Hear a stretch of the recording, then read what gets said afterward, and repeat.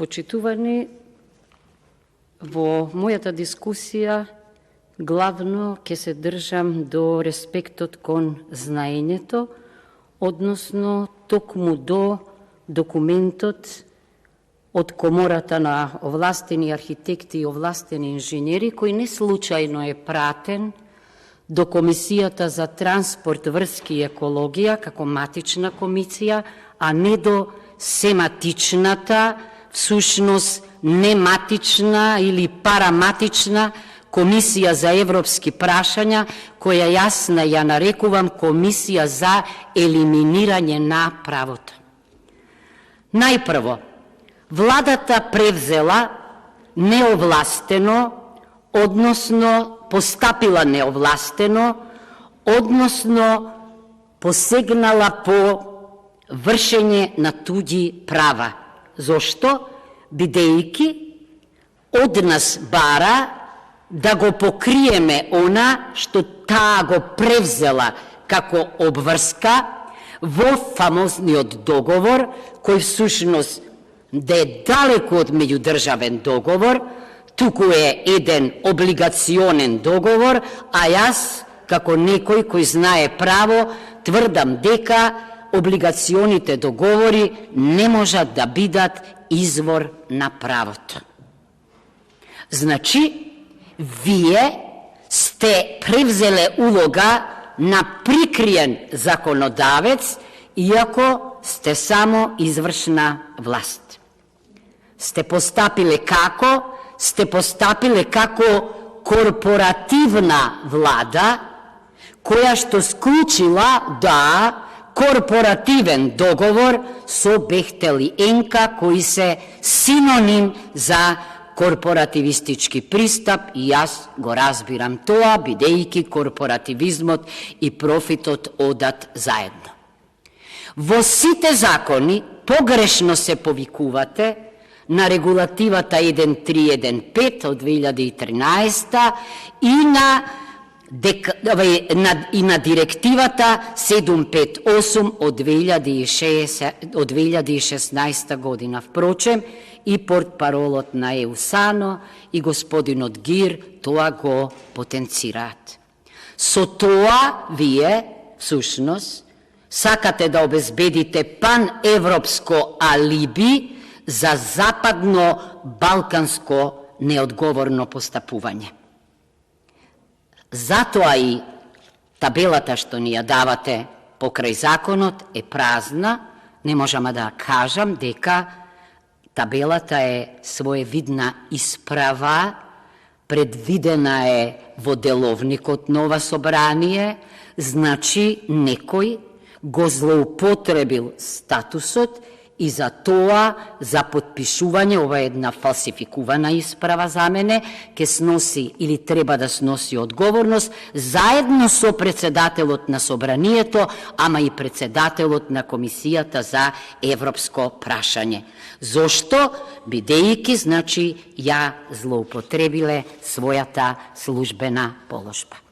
Понатаму, јасно е дека отсуствува инклузивност и транспарентност, зашто укажа и господинот Гир, кои се важни предпоставки за владењето на правото, и токму затоа јас, доколку на комисијата, ама на Комисијата за транспорт, врски и екологија, се појавеа представниците на Комората на овластени архитекти и овластени инженери, низ диалог, ние сите пратениците и јас ке добиевме детални, стручни информации и ке можевме навистина поинаку да се однесуваме. Што е суштината во нивното предупредување? Дека не смеат да се заобиколуваат пропишаните процедури. Зошто? Бидејќи процедурата е гаранција за законски донесен, за еден закон кој што е донесен во рамките на деловникот. Значи, не смее да се бајпасираат. Мора да бидат транспарентни. Не смеат да бидат ад-хок. Роковите можат да се лимитираат, меѓутоа лимитот треба да е однапред познат и не смее да доведе до анулирање на професионалниот пристап во планерскиот дел, како и во инженерскиот. Зошто? Заради можните погумни импликации. Контролата е секогаш неопходна, особено при стратешки проекти. Зошто? Таа мора да биде стручна, професионална, независна, објективна, со строги филтри, построги од вообичаените. Далеко од тоа дека треба да биде препуштена во рацете на Electra Solutions, која воопшто не е упатена во оваа материја, и ако Electra си го спаси братот Орест, овде мислам дека нема да може да ја спаси процедурата и демократијата. Ке се одрази тоа се на квалитетот. Понатаму, со право се укажува дека, може би, ако во 60-тите и 70-тите години немало можност за апликација за одобренија и урбанизам, денеска тоа е голема предност. Како алатка, како метод, како механизам, значи тоа е придобивка, стручна придобивка, професионална, од која, за жал, вие се откажувате.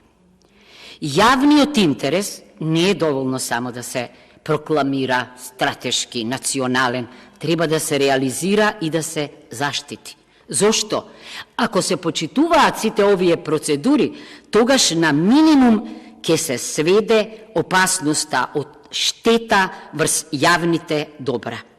Значи да имаше представници на комората на овластени архитекти и овластени инженери, ние ќе добиевме современи, европски, стручни одговори на многуте дилеми што ги имаме. Понатаму, не можеме да не кажам дека невообичаено е во последната година на мандатот, кога нашиот легитимитет се троши, да посегаме по градби од стратешки интерес. Уште повеќе, градби од стратешки интерес не може да се реализираат или тешко ќе се реализираат без планска документација, без урбанистички проект, без планска документација, бидејќи урбанистичкиот проект не е доволен. Вака велат оние што ги консултирав, дека просторниот план, урбанистичкиот план и урбанистичкиот проект се свето тројство, ама вака како што се наредени. Воспротивно, ако главата падне долу, односно ако врвот падне долу, а она што е долу, урбанистичкиот проект, се качи горе, ќе имаме извитоперена хиерархија и тогаш ќе имаме сериозен проблем. Понатаму, она што мене ме заинтригира и од што учев е дека со овие измени се оневозможува, значи, јавен увид во урбанистичката документација. Понатаму, урбанистичките проекти ќе можат да бидат изработени и од така наречени фирми со лиценца, дури и фирми еден вработен планер, фирма, за разлика од надзорот, кој што би можел да биде од фирми кои што навистина имаат лиценца за изработка на урбанистички планови. Не е доволно надлежниот орган за постапка на докажување на урбанистичките планови и проект, зборувам за членот 42 став 4, да издаде потврда. Потврдата не гарантира многу, меѓутоа, мислење ако се бара, тогаш може да биде позитивно, може да биде и негативно, а тоа е многу важно. Само момент.